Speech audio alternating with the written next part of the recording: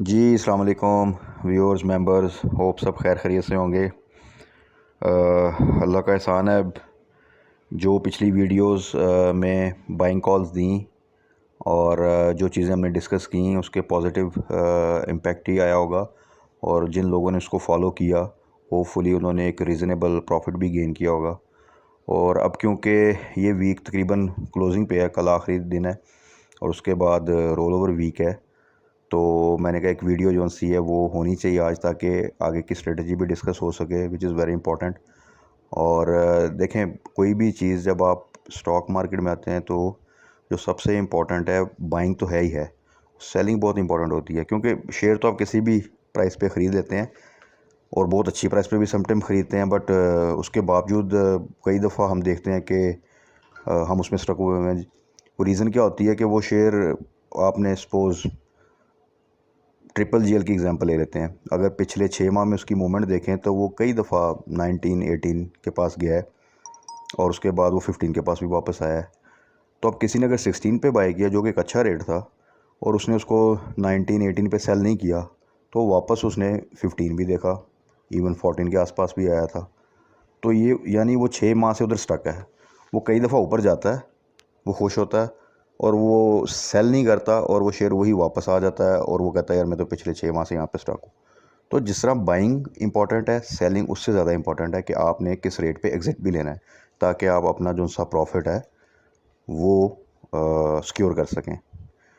तो जैसे कि 17 मई की कॉल दी थी गनी ग्लोबल ग्लास की ट्रिपल जीएल की, तब वो अराउंड 15 रुपये के करीब था। तो माशाल्लाह आज उसकी क्लोजिंग तकरीबन 19.5 के करीब है, तो बल्कि 19.79 उसने टच किया था आज।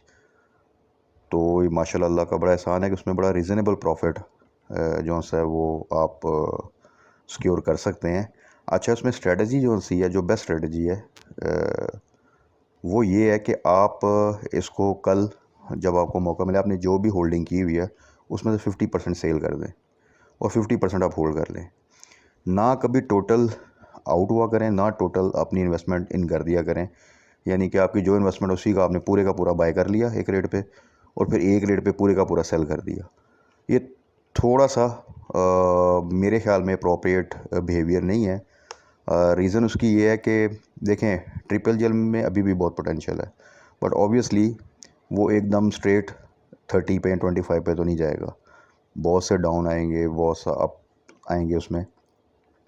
तो अगर आप टोटली कल सारा सेल कर देते हैं सपोज 19 पे या 20 पे और वो 25 पे चला जाता है, तो वो फिर हम रिग्रेट करेंगे कि यार काश मैंने रखा होता। अच्छा, अगर हम पूरे का पूरा होल्ड कर लेते हैं, सेल नहीं करते और वो वापस 16 पे आ जाता है, तो तब हम रिग्रेट करेंगे कि यार ये मैंने 19 पे बेच दिया होता तो आज मेरे पास जो सा ना उसका एक अच्छा खासा प्रॉफिट होता। तो जो मैंने अपने 10-12 साल के एक्सपीरियंस से सीखा है ये सारी चीज़ें, वो मैं आपसे शेयर कर रहा हूँ विद फुल सिंसेरिटी के इसमें आपके बहुत ही कम चांसेस होंगे लॉस करने के। वो ये है कि आपने जब भी सेलिंग करनी है अच्छे शेयर की, तो आपने उसकी 50% और फिर नेक्स्ट 25% और फिर फाइनल 25% इस तरह सेलिंग करनी है। कुछ ना कुछ शेयर आपने होल्ड रखना है ताकि आप उसकी पूरी रैली को एंजॉय कर सकें। अगर वो ऊपर जाए तब भी आपको इतना टेंशन ना हो कि यार ठीक है मैंने कुछ प्रॉफिट ले लिया तो मज़ीद अब मैं ले रहा हूँ, और अगर वो नीचे जाए तो तब भी आपको टेंशन ना हो। आप कहें यार मैंने कुछ प्रॉफिट तो ले लिया था, नीचे आया तो मैं और इसकी बाइंग कर लूँगा। तो ये इट्स द बेस्ट स्ट्रेटजी जिसमें आप हमेशा अच्छा गेन करेंगे और लॉसेस के चांसेस बहुत कम होंगे और आपके पास एक रूम रहेगा इस चीज़ का कि आप उसको एवरेज भी कर सकें। ठीक है जी, तो अब इसमें जो गनी ग्लोबल ग्लास जो मैंने आपको बताया कि कल आप इसको अगर पॉजिटिव होता है ये, तो आप इसकी 50% सेलिंग कर सकते हैं और बाकी आप होल्ड कर लें। ठीक है जी। अच्छा, इसके अलावा टैली टैली भी इस वक्त फंडामेंटली स्ट्रॉन्ग होता जा रहा है। वो जो एक उसका कंसेप्ट था सट्टा शेयर, उससे निकल रहा है। उसकी सब्सिडरीज़ जो सी हैं, अगर उनकी जो पीछे कॉर्पोरेट ब्रीफिंग हुई थी, अगर किसी ने वो देखी हो तो उसकी सब्सिडीज़ अच्छी खासी है और इस वक्त वो आईटी के सेक्टर में अच्छा खासा काम कर रहा है। बल्कि अब न्यूज़ है कि वो अपनी एक सब्सिडरी सुपरनेट उसके आईपीओ के लिए भी प्लानिंग कर रहा है। तो फ्यूचर उसका अच्छा है, वो उसकी ईपीएस भी पॉजिटिव हो चुकी है। तो उसकी स्ट्रेटजी यही है कि buy on dip sell on strength, क्योंकि उसकी मूवमेंट डेली काफ़ी होती है। अभी वो आप ये देखें कि इस वीक में इंडेक्स तो इतना अप्रिशिएट नहीं किया, बट कुछ शेयर जो हैं वो काफ़ी अच्छा उन्होंने एक मूव बनाई है। रीज़न क्या थी? रीज़न यही थी कि बहुत से शेयर्स इस वक्त अपनी बड़ी स्ट्रॉन्ग स्पोर्ट्स में हैं, ऑलरेडी डाउन है, ईपीएस बहुत अच्छी हैं। जो लास्ट रिजल्ट्स आए थे बहुत आउटस्टैंडिंग आए थे, तकरीबन सारी स्टील के, लेकिन स्टील में आपने देखा कि अभी तक वो रैली नहीं बनी, वो बट बनेगी। यहाँ पे कंसोलिडेशन हो रही है, माल इकट्ठा हो रहा है। और मैंने जो पहले भी वीडियो में कहा था कि हम लूज़ क्यों करते हैं स्टॉक मार्केट में, कि जिस रेट पे जब कोई अच्छा शेयर गिरा होता है, यानी यही ट्रिपल जीएल जब 14 पे 15 पे होगा तो हम डरेंगे लेने से, बल्कि लेने से पहले 100 दफ़ा पूछेंगे कि यहाँ पे बाय करना चाहिए नहीं करना चाहिए। वो एक्चुअल रेट होता है जहाँ पे आपने अगर 5 लाख लगाना था तो आप 10 लाख लगा दें तो आपको फ़ायदा होगा। हम क्या करते हैं, अब जब वो कि 19 पे आ रहा है, अब बहुत से लोग उसमें जंप इन कर रहे होंगे, ठीक है। अब यहाँ से उसके देखें वापस 16-15 पे जाने के चांसेस ज़्यादा हैं और आगे जाने के चांसेस कम होते जाएंगे जैसे जैसे ऊपर जाता जाएगा।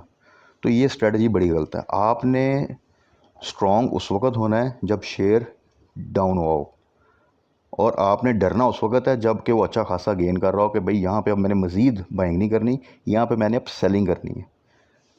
तो टैली का भी मैंने आपको बताया। तीसरा मैंने जो शेयर बताया था बर्जर, वो, और एक recent steel allied products CSAP, उन दोनों को आपने बाय किया हो अगर मेरे कहने पे। अराउंड मैंने 83 पे बर्जर की कॉल दी थी और 63 पे क्रिसेंट स्टील था।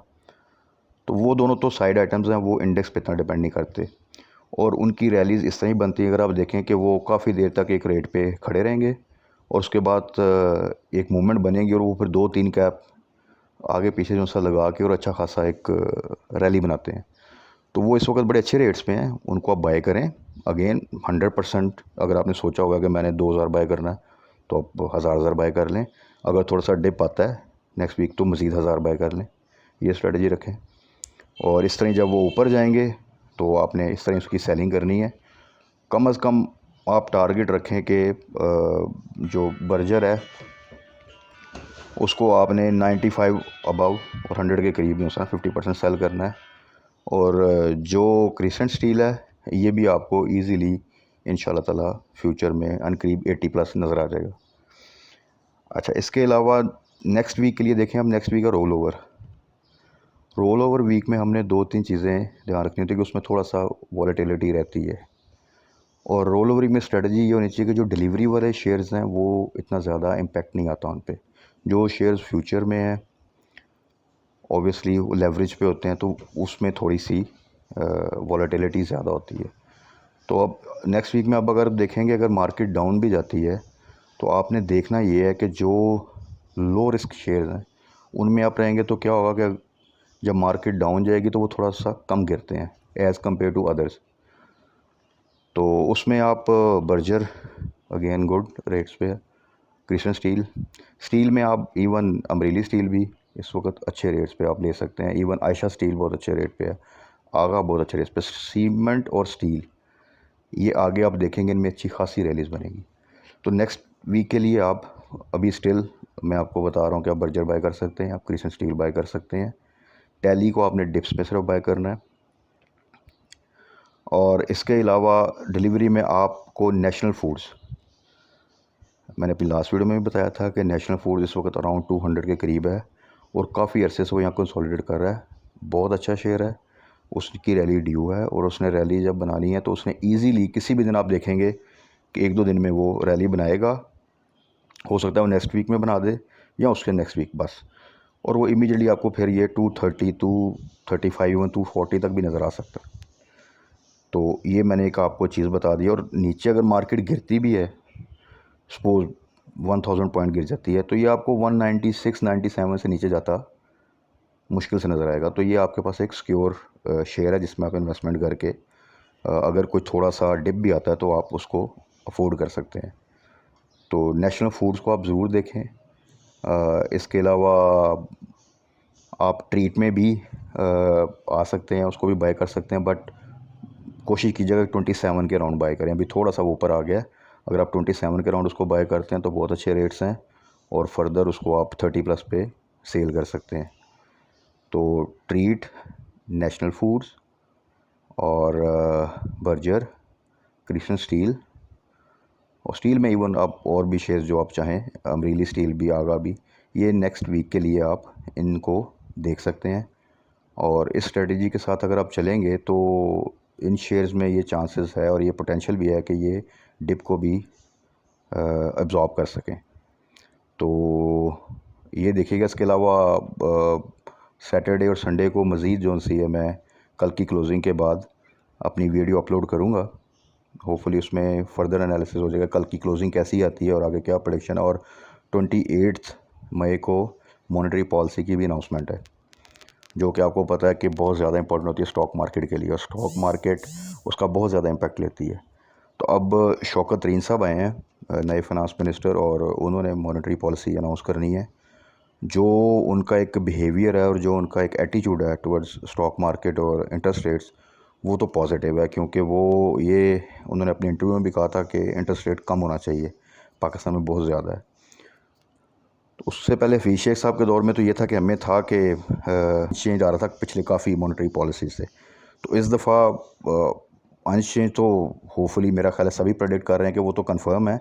कुछ सरप्राइज़ कट अगर हो गया तो that will be very good for stock market, तो वो भी हम एक्सपेक्ट कर सकते हैं। उस रूमर्स के ऊपर भी थोड़ी एक रैली बन सकती है। बढ़ने का तो चांसेस ना होने के बराबर है, क्योंकि इस सिचुएशन में जो इस वक्त इकॉनमी की हालत है और जो शौकत तरीन साहब का मिजाज है, और प्लस जो इस वक्त पॉलिटिकली थोड़ा सा प्रेशर है खान साहब पे, तो इंक्रीज़ होना तो आउट ऑफ क्वेश्चन है, क्योंकि वो तो एक डिज़ास्टर होगा। तो एक सरप्राइज़ कट जो है वो हो सकता है, और वो कुछ भी हुआ तो वो पॉजिटिव होगा। प्लस आगे जो भी अब मूवमेंट हुआ करेगी इस रोल ओवर वीक के बाद, वो बजट बेस होगी, क्योंकि बजट में जो उनसे सेक्टर्स को रिलीफ मिलना है या इंसेंटिव्स मिलने हैं, तो वो डेफिनेटली एक अच्छी मूव बनाएंगे। तो उस पर हम अपनी नेक्स्ट वीडियो में डिस्कस करेंगे। आप मेरी वीडियोस जो आज की हैं इससे रिलेट करते हुए पिछली वीडियोस भी देख सकते हैं, और सब्सक्राइब ज़रूर कीजिएगा, बेल आइकन भी दबाइएगा ताकि आपको नोटिफिकेशन आता रहे और टाइमली आप उससे फ़ायदा उठा सकें। मैं अपना व्हाट्सअप नंबर भी डिस्क्रिप्शन में दे दूँगा, तो आप उस पर भी मुझसे कॉन्टैक्ट कर सकते हैं। Thank you very much. अपना ख्याल रखिएगा। अल्लाह हाफ़िज़।